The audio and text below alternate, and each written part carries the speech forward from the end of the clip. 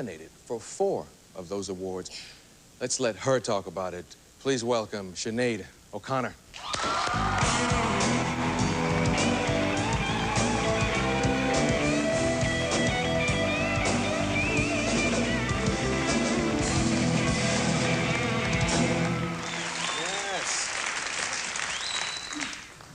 I'm sure everybody has heard about this thing, and sometimes we get distorted views and misquotes. Why don't you explain why you don't want to go tomorrow? And it's not too late for me and you to get some tuxes and go, you know.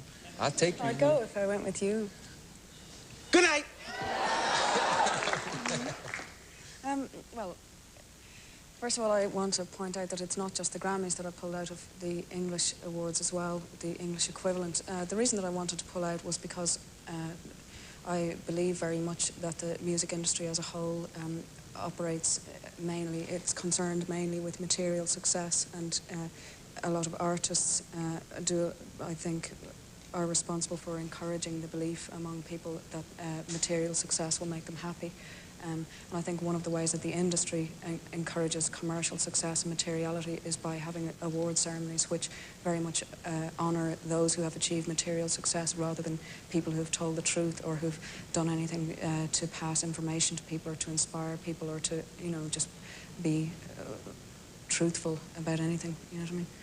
Yeah. I don't know if that makes sense. Well, it makes sense, because I guess in the past there have been people like Jimi Hendrix and Bob Dylan who probably had never received Grammys. Well, that's true. I mean, Bob Dylan, I think, received a Grammy for a good vocal performance, which doesn't make any sense to me, or it doesn't make any sense to me. But, well, exactly, like can Bob Dylan sing, you know? You know, I mean, he's brilliant, you know what I mean? He should receive Grammys for being brilliant and for speaking the truth and for fighting for the things that he fought for, you know? The same as Ice Cube should, or the same as Van Morrison should, or people like that. And John Lennon has to die, like, before he gets a Grammy. You know. Aren't there some rappers that aren't even going to go tomorrow night or something? Apparently. The Rush management apparently have pulled their people out. Yeah. So. The question in a lot of minds is probably, because, you know, you and I did the MTV Awards together, and you went to the AMAs. Mm-hmm. Why those and not this one? Well, first of all, I went to the AMAs purely to confirm everything that I'd been thinking. Anyway, I'd been thinking about this for a long time before that, and I wanted to go there and see. I wanted to know whether, in the light of there being a world war happening, which is happening because we as a race are concerned with material success rather than each other. We don't love each other, we don't care about each other, we kill each other, we allow each other to starve to death, you know, we censor each other, you know, we rape each other, we beat each other up, we abuse our children in every way possible, you know what I mean? So in the light of there being a world war, which I think is happening because of all of those things, I wanted to see if any artists would say anything when they had the platform about the war and about how tragic it was, and nobody said a word other than, you know, peace in the Middle East, but I don't know what that means when you're dressed in a suit that's made out of the American flag, you know what I mean? So I wanted to basically... Kind of like this. Well...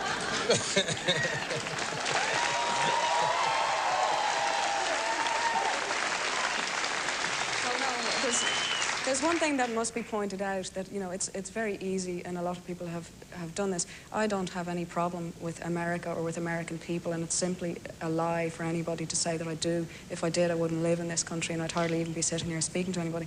But the fact is that I don't agree with segregation of any kind, whether it's in music or whether it's to do with nationalism or patriotism of any kind. I believe in having a sense of pride in your country and where you're from, but I believe in the human race. I don't believe in sections of it, or, you know, sections of music. I believe in art. You know what I mean? I don't believe in segregation of any kind. So, basically, I went to the American Music Awards because I wanted to see whether anybody would have the guts to say anything. You know, like how tragic it is that the war is on, and nobody did. So that's when I decided that, you know, I didn't want to be part of the whole thing. And what do you think about the positive efforts that have come out of the music industry, like the We Are the World thing and Live Aid, things like that? I think that's brilliant. I think that on the part of the artists that were involved, it was brilliant. But if you look at the record companies and how they behaved when all that was going on, record companies were putting adverts out in newspapers saying, you know, buy this record as seen on the Nelson Mandela Show or as seen on Live Aid, using the whole thing for promotion, which is disgraceful. Using it to make money for themselves. You know, I don't know how much of it went to the famine relief, you know. Yeah. So. This has become an international issue with you. Isn't there a DJ that said, I mean, in England, who said you should be spanked or something? Yeah. Can you give me his number in case y'all work it out? I'd like to do the spanking. Oh, I'd like you to. I was going to ask you if you would, actually. Yeah, let's get busy. Let's really get busy. What are you doing later on? Yeah.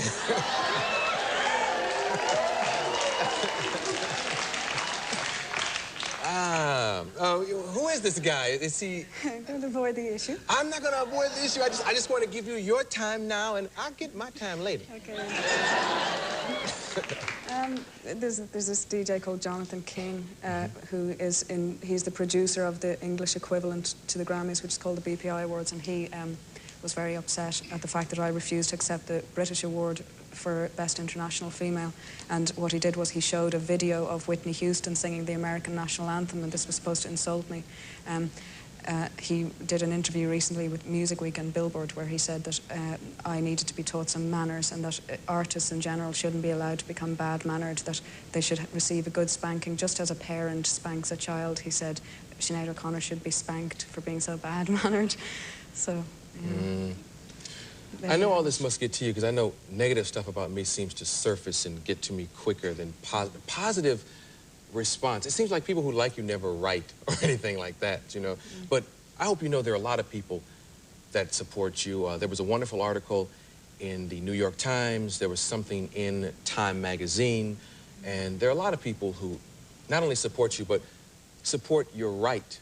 I think that there are a lot of people who support. At the end of the day, like, what have I said? What I've said is that I believe that the human race is concerned mostly with money, and, you know, that we are concerned more about money than we are about each other. Like, at the end of the day, that's what I've said. And I think that probably every person in this room and on the planet agrees with that money basically is the cause of every sort of problem that we see happening in the universe. And I think what people disagree with and have the problem with is when the media give the impression that I'm some sort of anti-American. And I don't know where they get it from or where, you know, they draw the whole thing from. But, you know, it's the very people that I'm talking about, the very people that are responsible for being so greedy and for encouraging the whole thing. They're the ones that have the problem, you know what I mean? I don't think that it's actual real people, you know. The people you've come in contact with other than this DJ there, how about DJs here? How about musicians? How's the industry responded to you? I wouldn't say that it's responded enormously favourably to me because I'm criticising it. You know what I mean? I think if there's one thing I failed to point out is that there are a lot of people involved in the industry who are not greedy and who are not in it simply to make money and use people. But I'd say that 80% are, you know, and the 80% that are, of course, have been very vociferous in their disagreement with me and how they're very patronising, of course, and how, you know, who am I to talk since I've only had one hit record, and even that was written by Prince, and I only have it. The only reason I'm in the music business is because I have a shaved head, that kind of thing. You know, that's basically the response from people. There hasn't been an awful lot of support from people within the industry, no. Did you see this show the night Sting was on? No, I didn't. He said, I'm going to get you a tape of that. When you're feeling down, you have to watch that. I heard about Sting, and I got a letter from Raquel Welch as well, which is great. I'll send that to my dad, because he really fancies her, so. Very good. Yeah. Nothing happens, you know. I'll have a laugh, you know. Will you tell them to mail it to you? No, I've said that if I win, I won't accept it, and I wouldn't want it. I wouldn't want it near me. I wouldn't. It's, as far as I'm concerned, it represents everything that I despise about the music industry. What people don't really understand is that when you stand on a stage, for example, singing, there's one of you and there's 5,000 or however many people in the audience, and whatever it is that you're giving out to people, they're giving back to you, you're getting it back 5,000 times, and that's worth an awful lot more to me than a piece of metal is, you know what I mean? So I don't want anything to do with that aspect of things. You know, it's not really why I'm doing what I'm doing, you know? Yeah. I was talking to you once, and you said something, and I started to ask you then more about it, because it kind of stayed with me. We were talking about, somebody's response to you was, if you're so unhappy, why don't you quit and go home? MC Hammer's response. But, and your response to me when we were discussing it is you said, maybe I will. Does it get you down sometimes? Do you want to quit and just go home? Yeah, it does. It's very difficult. It does get me down. I mean, you know, there are things that I really like, but this kind of thing, it's not easy to be the butt of an awful lot of venom and hatred that gets directed at you merely because you've said that you're sorry over the fact that there's a war happening, you know, and that you'd like to do something about it, you know what I mean? There are millions and millions of people who feel exactly the same as I do. If you forget that I'm in any way a public figure, you know, there are billions of people that feel exactly the same as I do, and they don't have the opportunity to say how they feel, and people like us do, and we should do, as far as I'm concerned. But it's very, very difficult just as a 24-year-old girl, like, to be the butt, as I said, of such an enormous amount of hatred and venom and personal abuse, you know what I mean? Mm. It really gets to be a bit of a strain, so sometimes you feel like, you know, that cave is looking good, you know, that farm in Africa, you know? Is that where you'd like to go live sometime? I would, I think so. Weren't you voted by Rolling Stone readers best and worst something in the same category? I mean, it was best female singer and worst female singer. So it's obviously getting through.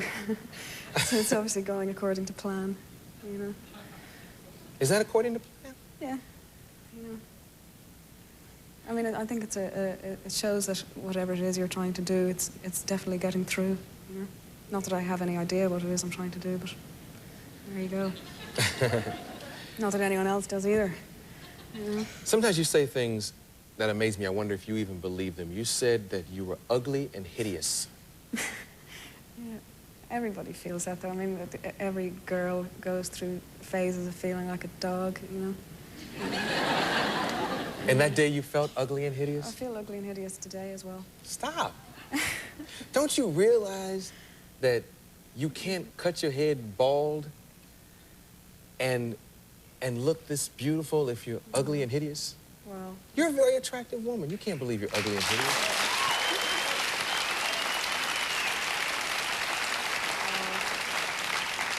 I don't know. I feel better now since you think I'm attractive. Yeah, because some people are beautiful because of their hair. Haven't you seen these girls in the clubs and it's like this, and you say, she's attractive. You say, oh, where the hell is she?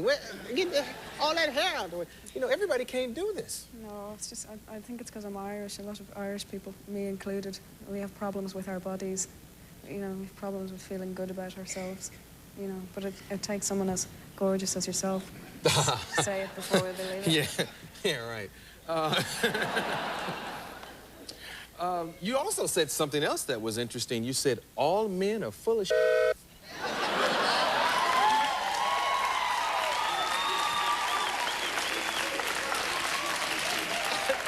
Even that guy is clapping. She right? Why did you say that? Well, first of all, I love men. I mean, who doesn't? But I think that what I meant by that was that I think that men have a very hard time expressing themselves. I think they find it very, very difficult. I mean, they're very anal. They, you know, I think they are. You know, so they're anal retentive, rather, which means they're full of I think that men, and I think a lot of the time it's the fault of women, because we tell our little boys not to cry because big boys don't cry, so they grow up being completely unable to express themselves, and they hate themselves for it, and because they can't express how bad they feel because they can't express themselves, they like beat up women, or they drink, or they, you know, they're obnoxious or whatever, but, you know, but as far as being full concerned, I think it's just because they just tell you lies all the time, don't they? You know, just so they can sleep with you, and you'd sleep with them anyway. You know, like, say, if you said to me, you know, have it off with me, I'd say yes. You wouldn't have to tell me you love me, you know. They tell you they love you, you know. Hypothetically, of course. I invited you out once. I asked you if you wanted to go to a Laker game. Yeah, but you didn't give me a date, you know. Well, they're on the road now. Well, you know, we can travel, can't we? I'm here every day. You know? I can't go, but as soon as they come back, we're going to hang. I live here, Arsenio. I live up the road. Yeah, but what I'm thinking now is I could have gone to a Laker game with my partner, John. I didn't even have to tell you that. I could have just knocked on your door. Look, I want them boots. And, you know, I didn't have to lie to you. Yeah, no, not those, baby.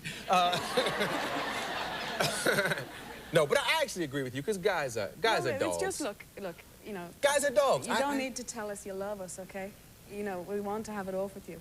It's fine. You don't have to lie to us, you know.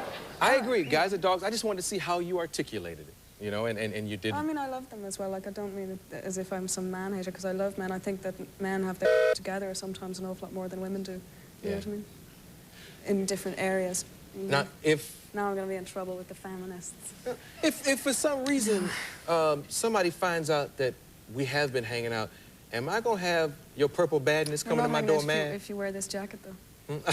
We'll work it out. We'll work out the wardrobe thing. You know. Oh, yeah, I can't tell. Is your purple badness going to be mad at me? I wouldn't know. I doubt if I'm speaking of Prince because you know these articles have been out, and I don't know what's true.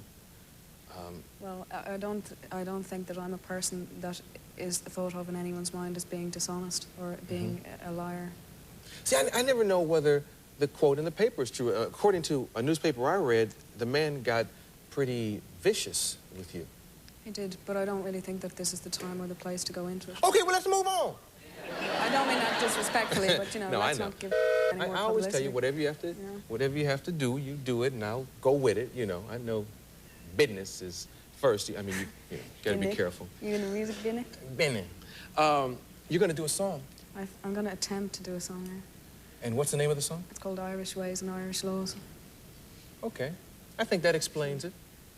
We'll take a commercial, and we'll come right back, and she'll do a song for you all. A very unique song, too, in a very unique way. Sinead O'Connor.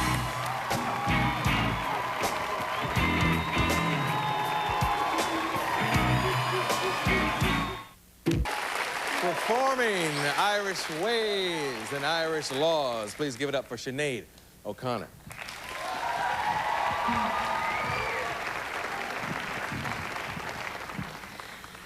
Once upon a time there was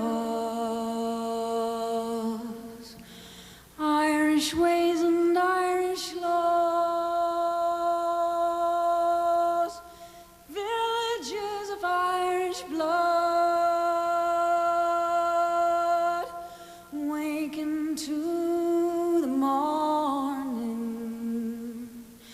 waking to the morning. Then the Vikings came around, turned us up and turned us down, started building boats and towns. And they tried to change our living, tried to change our living.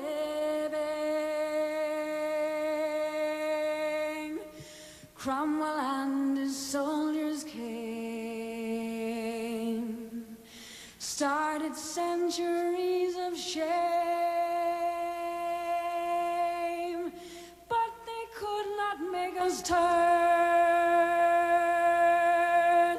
We are a river flowing, we're a river flowing.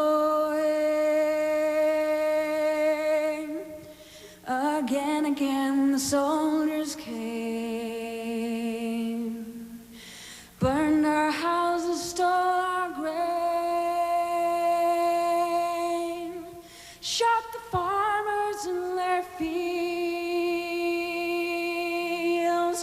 working for a living, working for a living. 800 years we have been down, the secret of the water sound has kept the spirit of a man above the pain descending, above the pain descending. Today the struggle carries on. I wonder, will I live so long to see the gates being opened up to a people and their freedom, a people and their freedom. Once upon a time there was